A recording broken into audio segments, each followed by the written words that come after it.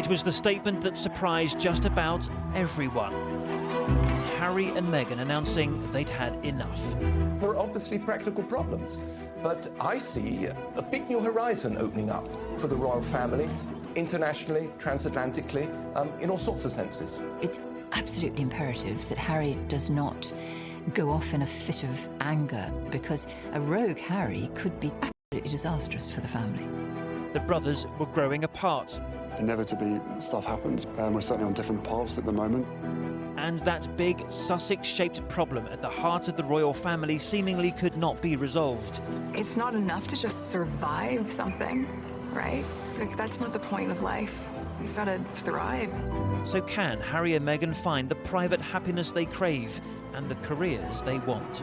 To be out there making money, perhaps off the back of the name royal family, that's a pretty big ask and something that hasn't been successfully done before. The British taxpayer has got to feel this is a deal that works for them, otherwise that's toxic.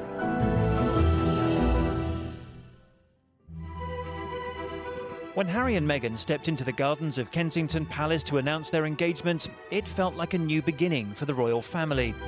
The American actress and the British prince, who had bonded over a love for Africa and a passion for helping others. A love story, it seemed, set to reshape and modernise the British monarchy. And what a 21st century union it was. A couple from different backgrounds, different countries, and of course, different heritage. Marrying in a British castle under blue skies.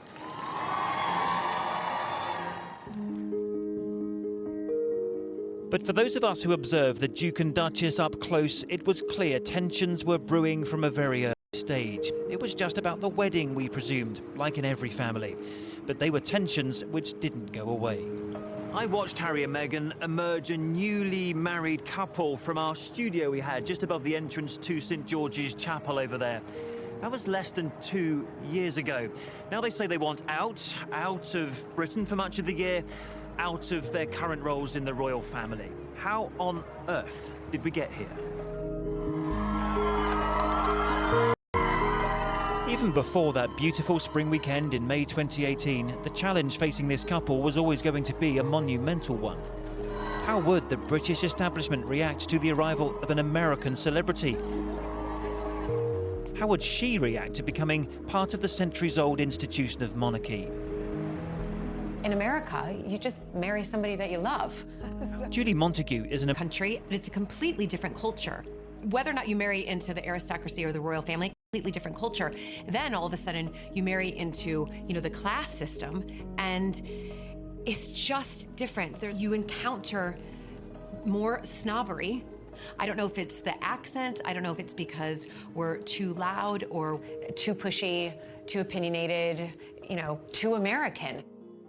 What we didn't realise at the time, I suppose, was quite what a culture shock it would be for somebody to come in as a member of the royal family and have that kind of ambition and that kind of drive.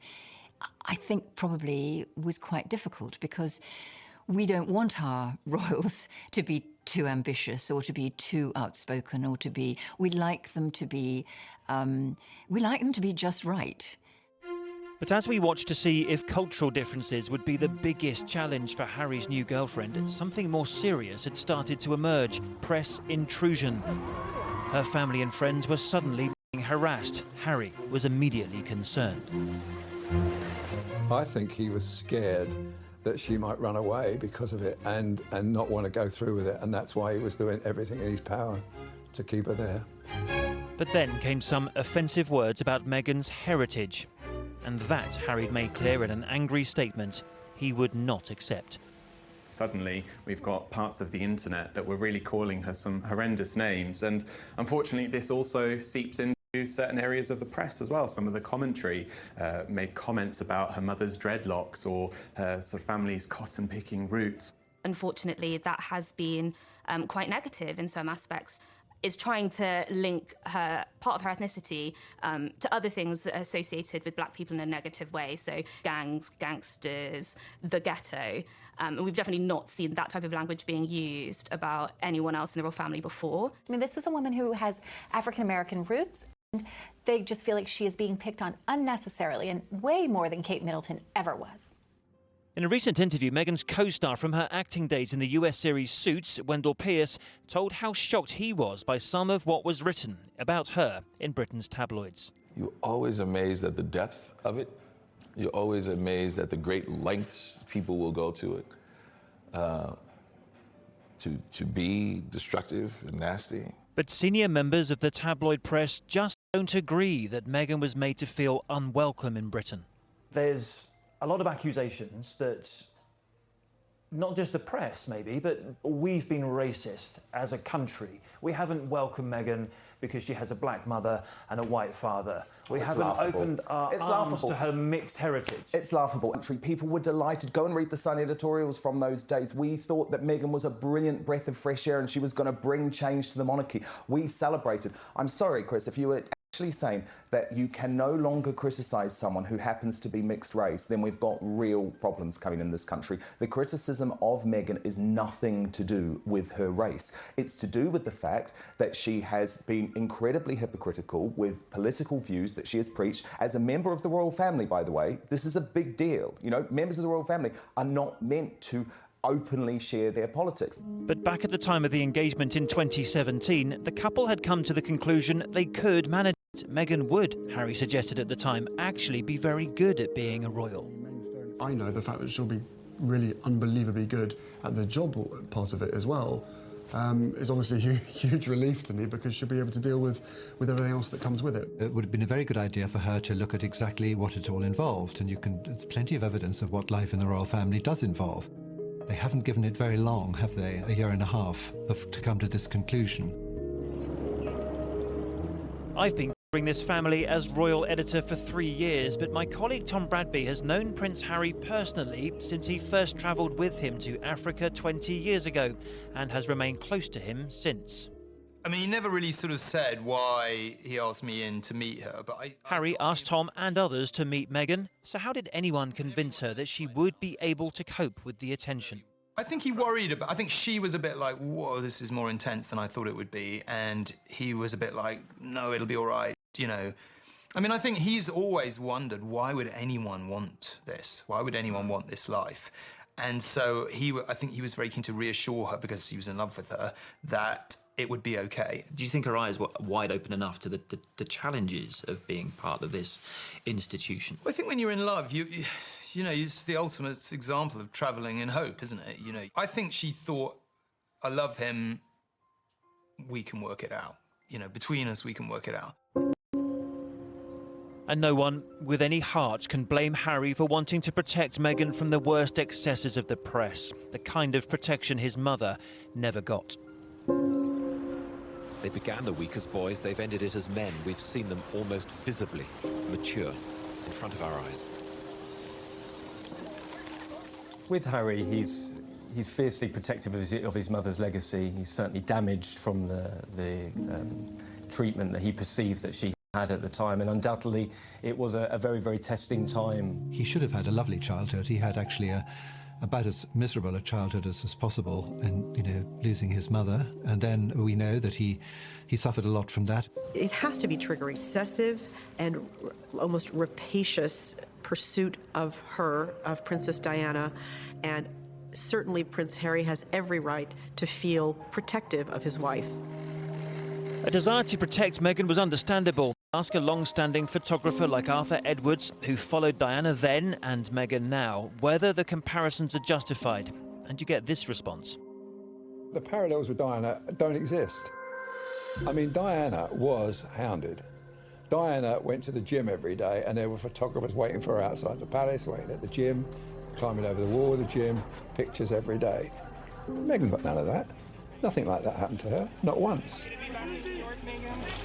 We can argue about whether or not the hounding was the same or different, but as the royal wedding approached in 2018, the stories about the couple became more intense. It is a daily onslaught of multiple tabloids and a lot of baseless rumors, falsehoods, and she's just been under attack. Were the brothers getting on? Did Kate and Meghan see eye to eye? What Meghan wants, Meghan gets, claimed one headline. Did the tabloids have an agenda? I think that strong, independent, articulate women are catnip for the British media. They love to bring them down. And if you're a woman of colour to boot, it means that it's open season. So the amount of really scathing attacks by people who don't even know this girl, I found extraordinary. Hasn't the newspaper industry, and in particular the tabloids, of which you are an executive editor of the biggest selling one, aren't you to blame for it all going wrong? I think that is patently ridiculous, and I think even if you asked Meghan and Harry, they would say that the press is only one factor in their anger about the UK. But I'm sorry, I will stand by everything that The Sun has done about Harry and Meghan. They are a public couple, they are partly funded by us, and they deserve proper scrutiny. A few months after the fairy tale Windsor wedding, we packed our bags for Australia. The first big tour for the couple and an announcement that Meghan was pregnant. But Harry and Meghan didn't seem to enjoy the inevitable royal tour attention. It seemed to me they felt ill at ease. Perhaps it was Harry's worry for his wife and future child. Perhaps Meghan was wondering what on earth these jam-packed royal tours are all about. Their staff looked constantly under pressure, and not long after the return to London, 4 members of Harry and Meghan's household, for whatever reason, decided to leave. Meghan comes from a very different background, a go-getting background of, being an actress in America. She's used to a different rhythm and a different was not, necessarily the way in which, courtiers and people at palaces are used to getting things done.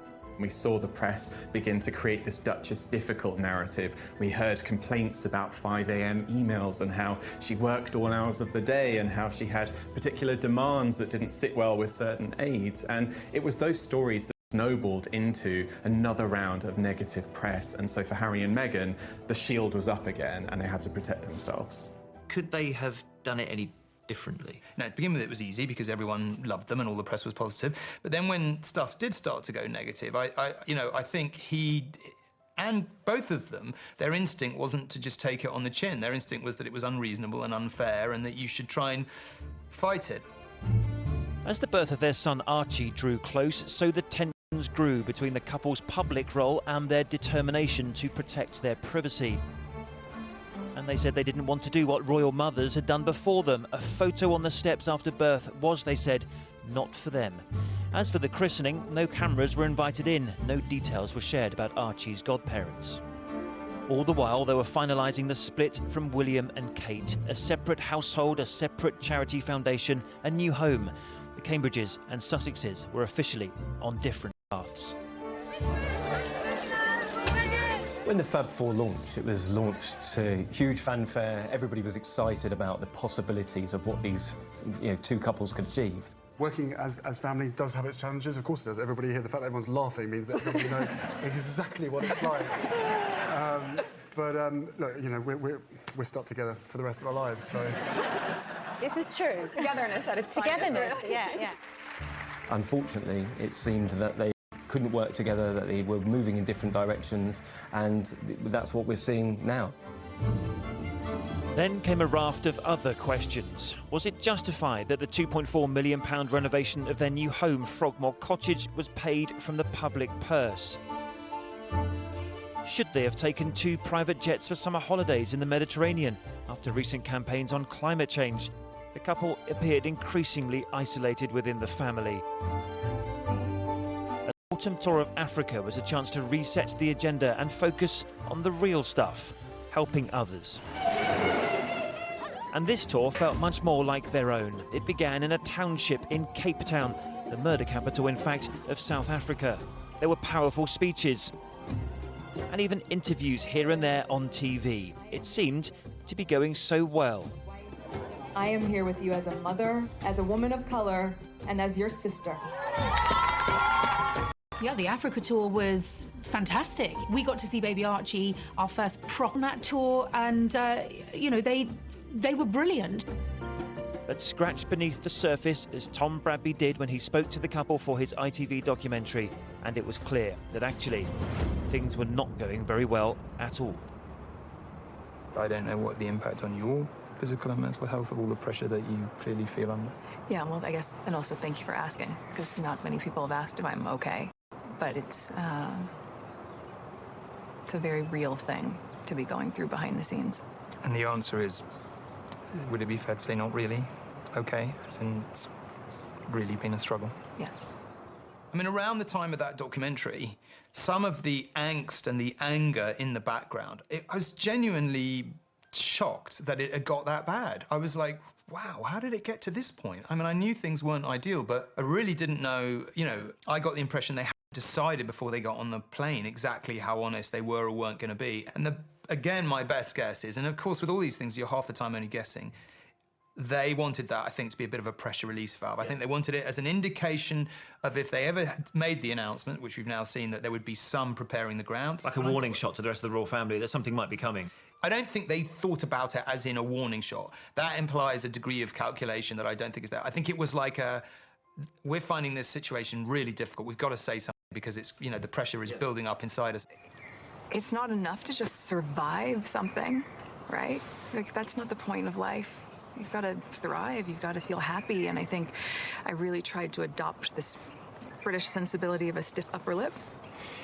It has its, you know, it has its advantages, I guess. I really tried, but I think that what that does internally is probably really damaging. When she's got her, what you might call her, you know, game face on, like even the interviews earlier in the trip, you know, the demeanour was totally different. It was almost as if, you know, the curtain was pulled back and she was like, okay, I'm just gonna, for the next 5 minutes, I'm just gonna tell it like it is, and what happens as a result of that happens. Did you think at that point that 2 months down the line, you know, at the turn of the year, Harry and Meghan will be announcing that they want, pretty much that they want out? Yeah, I did think that.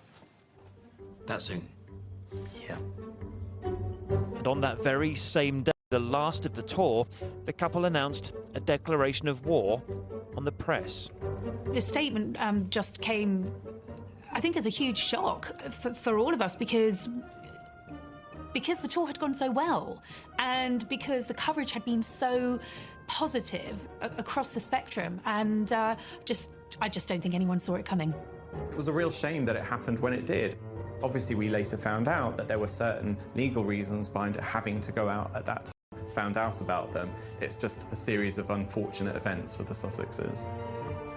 What perhaps saddened people the most was the admission by Harry that yes, the reported rift with his brother William was actually true. Inevitably, you know, stuff happens, but look, we're brothers. We'll always be brothers. We're certainly on different paths at the moment. He admitted for the first time that there had been a rift with his brother. I'd been told at one point they weren't actually talking to each other.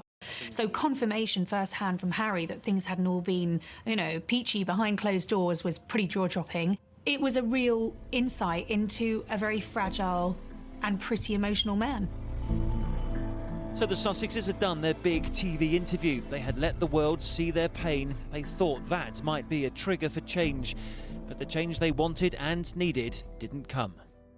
It was in late autumn that Harry and Meghan decided they couldn't go on. They had a new home here in Windsor, a new household of their own, new staff, new resources. It had all been tried, but ultimately it wasn't working, and it dawned on them that they were still deeply unhappy. So they started working then on their escape plan. The couple announced some time off, and this is where they chose to take it, on the far west coast of Canada, where they spent 6 weeks hiking with Archie, admiring the scenery and finessing their bid for independence. So when they flew back to London, they went straight to the Canadian High Commission to thank them for their hospitality, but they were about to surprise everyone, including Harry's immediate family. Harry and Meghan announced they'll be stepping down as senior royals and seeking financial independence.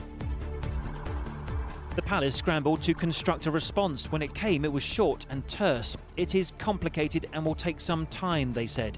But how surprised were they? I think there'd been some discussions for several weeks at least.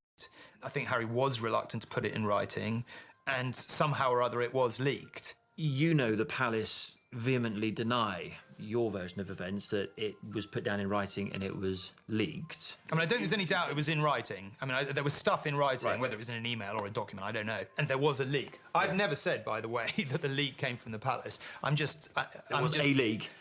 You know, it was put in writing and there was a leak.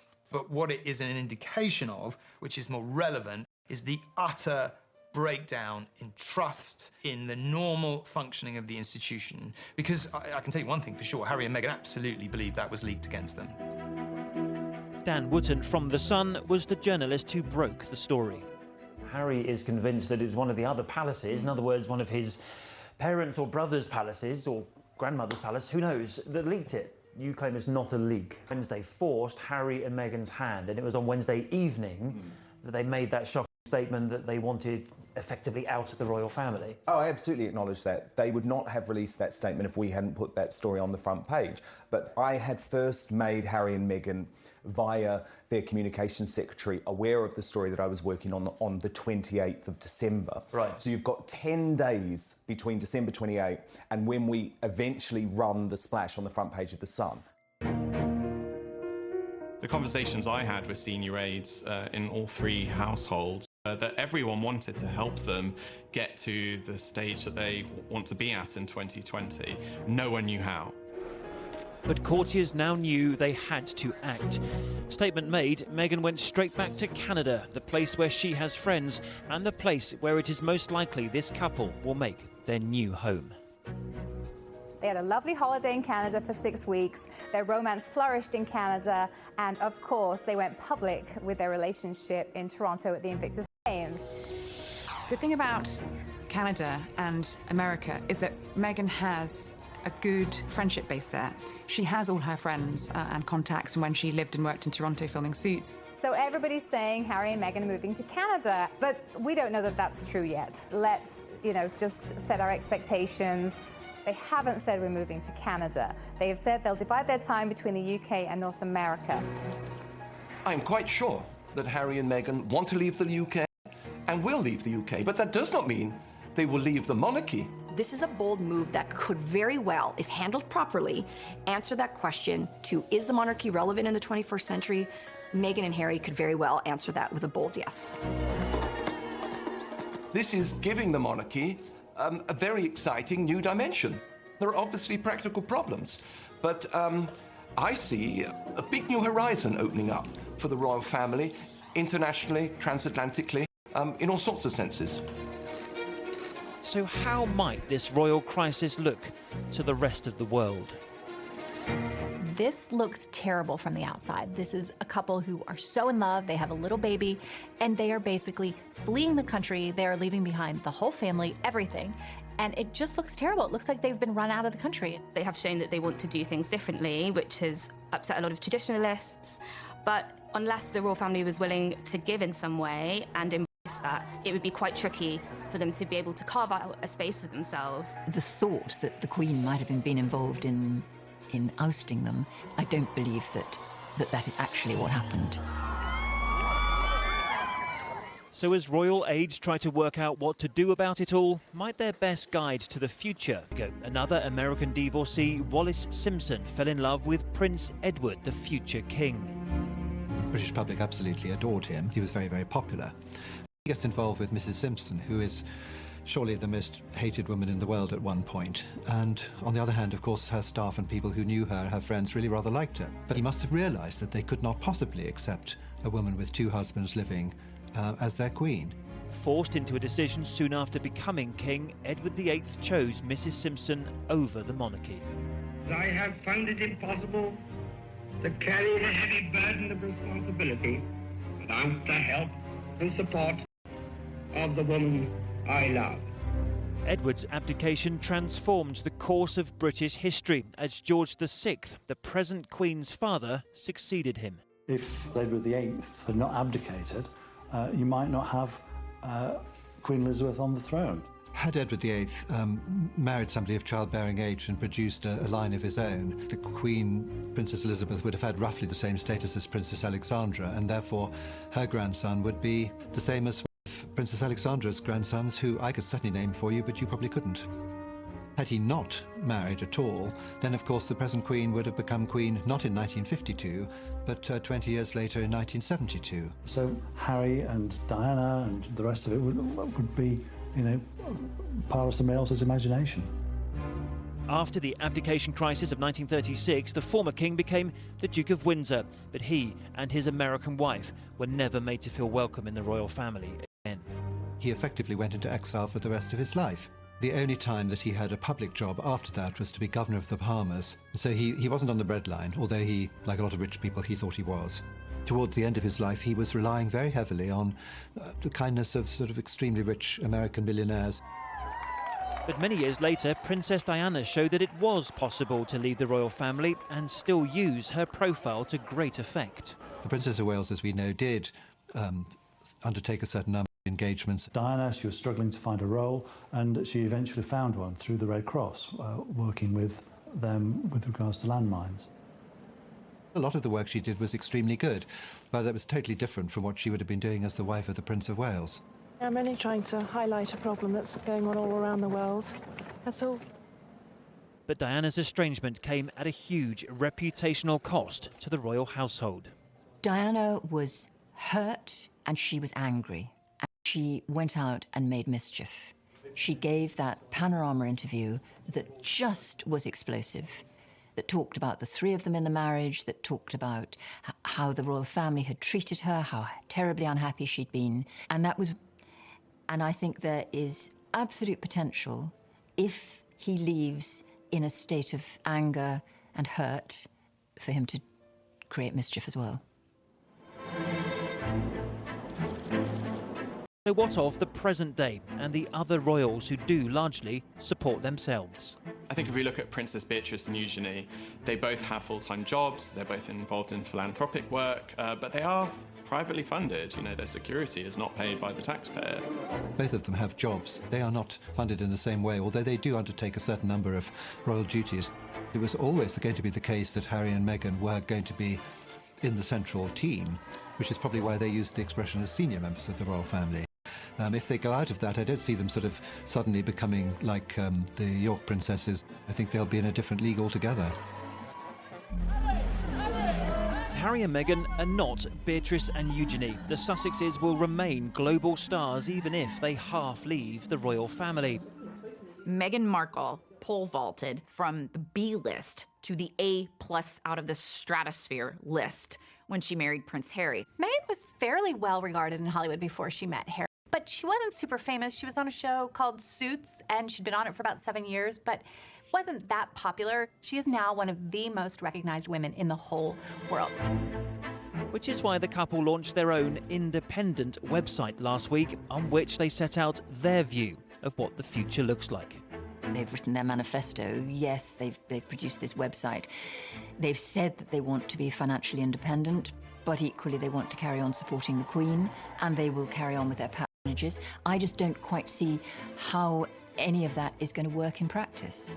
So Meghan and Harry have said they're going to become financially independent, which is very easy when you have, his money. On that website, the couple stated they no longer want money from the publicly funded sovereign grant, but they do plan to keep taking funds from their father's private estate, the Duchy of Cornwall. Out of the money that Prince Charles gets, he apparently gives £5 million a year to Harry and William equally, so they get £2.5 million each. How much the Sussexes keep getting from Prince Charles and how much they earn themselves will depend very much on what kind of royal role it's agreed they will do. For Harry and Meghan to be financially independent, there's a lot that needs to be figured out. How will their earnings be separated? As working royals, they're doing this as the Duke and Duchess of Sussex, so to be out there making money, perhaps off the back of the name of the royal family, that's a pretty big ask and something that hasn't been successfully done before.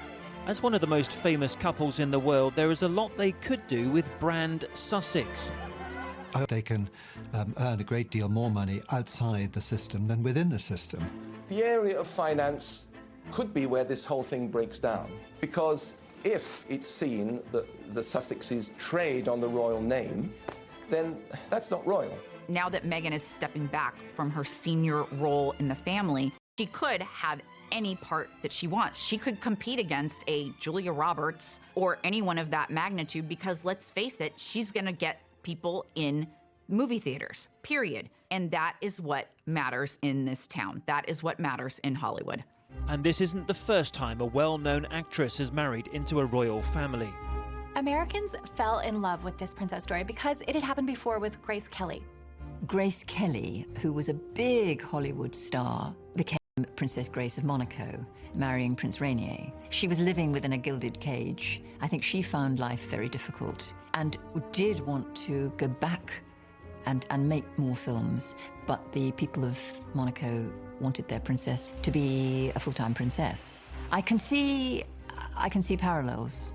If being independent means that Meghan's going to go back and being a film star, I myself don't think that is on. If Meghan doesn't return to acting, the Sussexes aren't short of other options. 6 months ago, the Duke and Duchess, Meghan and Prince Harry, filed for trademarks of the Sussex name so that they could monetize and capitalize off of things such as books, tennis shoes, to clothing. The trademark is very broad. If these T-shirts are sold for money that goes in their own pockets, that is no good. But if the T-shirts are sold for the benefit of a great charitable foundation, then that is fine. That is not why they're leaving the royal family, is so that they can become millionaires. Newsflash, they already were millionaires.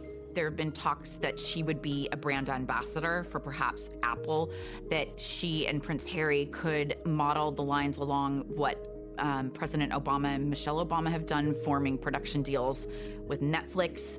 The possibilities are endless. What they seem to want is a hybrid, which allows them to do pretty much what they like commercially, while also effectively being representatives of the royal family. And it's hard to imagine that the palace will allow them to maintain a significant role, global role, as part of the proper family, using their royal titles and simultaneously make significant amounts of money commercially. So it seems their biggest PR challenge, certainly in the UK, is cakeism, the having your cake and eating it model. The couple have said they want to keep living at Frogmore Cottage, their UK home, which was renovated at a cost of £2.5 million from public funds. The benefit to Harry would be about £5,000 a month. So the reality is that the benefit he is getting from being there is free rental of about £60,000 a year. Frogmore is owned by the Queen. Ultimately, it will be her choice whether her grandson and his family can remain in residence. Especially if they will be in Canada for 6 months of the year. Meghan feels much more at home here, and there are many reasons why.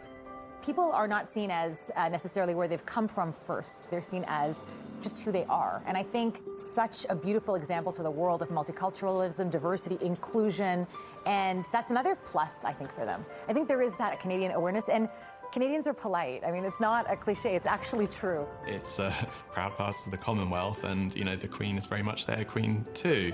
One of the first signals was on Meghan's veil were all the flowers representing the 53 countries of the Commonwealth. They relish in their roles across the Commonwealth. Obviously, Meghan is Vice President of the Queen's Commonwealth Trust, Harry is Commonwealth Youth Ambassador. They don't want that to end, and there are so many parts of their royal lives that they want to continue. Again, he represents a different generation of the monarchy. He's the one that we can touch and we can see and we can feel and we can empathize with. I think the country very, very much has already embraced their presence here in and out over the years. I don't think it's going to be a question of will we welcome them? We already have. There is a great love for Her Majesty the Queen, but at the same time, we are objective enough to step back and see the very real issues that Harry and Meghan have been contending with as human beings, and to be able to relate to those in a way that perhaps some of the members of the press in the UK can't. We don't have these type of tabloids that they even have in the UK. They don't even exist here. So I don't think that there is as much of an appetite for that. They spent Christmas here for what, 3 weeks, 4 weeks? And there was only one picture that came out of Harry and Archie. So it's not the same tabloid journalism in Canada as it is in the UK. As it currently stands in Canada now, there is almost zero paparazzi. Will that continue to be the case if we have the world's largest global superstars living on our doorstep? I'm not sure. I think that the conversation now is who's going to pay for their security. So I think that is a question that some Canadians have, saying that, okay, well, what does this mean for us? I mean, the British taxpayer paid for part of their living expenses and their salary and that kind of thing. But now, is it going to be up to us? What won't be changing for the Sussexes is their charities. Harry has already made it clear that he won't be turning his back on them. Sentebale, for example, the HIV charity he founded in southern Africa, has already had that reassuring message. Harry's commitment to Sentebale has never been in question. I knew, before the announcement, it's lifelong. And fewer royal duties could mean Harry will be able to spend more time on the causes closest to his heart. Everything that we've built in country, in Lesotho and now in Botswana and Malawi, he's been involved from the ground up. If there are 2 panels in the roof that are leaking, Harry could show you exactly which ones they are and why they should have been put in differently, all those years ago, and there's nobody more kind of on the case than him. But questions are now being asked over whether Harry will show that same level of commitment to the House of Windsor. One of the questions to which I don't know the answer is, are they at the point where they just are writing off Britain and, it's fair? And I've got to tell you that my hunch is, the answer to that is no, I don't think they are. Particularly, not, I don't know about her, but for him, I can't stress enough, he loves this country, he believes in the monarchy, and I think even now it's possible to construct something where, maybe a half-in, half-out model does work. But it's going to require a lot of careful thought and imagination with an incredibly careful eye on the British taxpayer. The British taxpayer has got to feel this is a deal that works for them. Otherwise, that's toxic. It may not turn out badly for Meghan Markle because it depends what she really wants at the end of the day. We don't really know what she wants. I feel much more worried for Prince Harry than I do for her. I don't want him to go. I think he's just been a great asset to this country, and he can be still. I mean, he's got a great future supporting his brother William. These are big question marks about the future popularity of the royal family. Meghan and Harry are the youngest, to use an old-fashioned word, trendiest, hottest, whatever, couple. Not just in Britain, obviously, but in the whole world and particularly across the Atlantic. To undermine, to sabotage, to destroy what they're trying to achieve would be a great mistake for the royal family. It's absolutely imperative that Harry does not go off in a fit of anger and pique and turn his back on the whole institution, because Harry, a rogue Harry, could be disastrous, absolutely disastrous for the family, for the monarchy. Harry and Meghan always said they would do things their way. They would do it differently. At first, we celebrated that. But perhaps we underestimated how very different it would be. In the end, no one could make it work. Not the couple themselves, not the royal family, and not the United Kingdom. Some will be excited, some sad, and others relieved that everyone has a chance to move on. The royal family will of course continue, but will now do so without Harry and Meghan at its heart.